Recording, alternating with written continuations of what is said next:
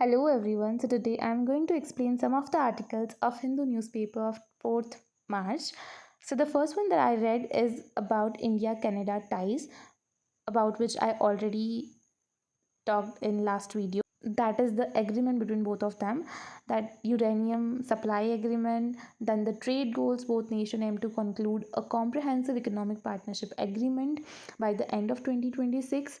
And then the security and diplomacy and a strategic diversifications, and about the new cooperation areas, that is agreements were signed in emerging sectors including artificial intelligence, clean energy and critical minerals. Then in the article that titled India's need for a mandatory research and development disclosure standard, the author proposed a mandatory research and development and technology disclosure standard under SEBI's LODR regulations 2015 to make innovation visible to investors. Then the another articles aligning religious tourism with ecology talks about the urgent need to transition from unmanaged mass religious tourism to green pilgrimage model to protect India's biodiversity.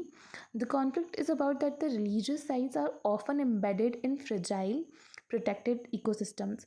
Modern mass tourism, characterized by heavy infrastructure and high visitor volume, now threatens these areas through habitat fragmentation, waste, and pollution. So, rather than a total ban on religious activity, the article proposes a regulated framework.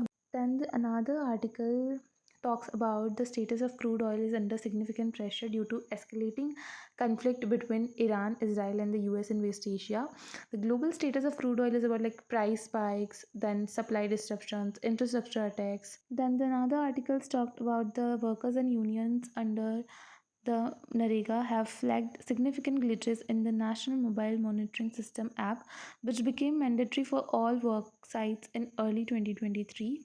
The most recent wave of complaint follows a March 1, 2026 update that made facial recognition mandatory for marking attendance. So the word for today is remittance, which means money that a person sends to someone else, usually to family, often from another city or country.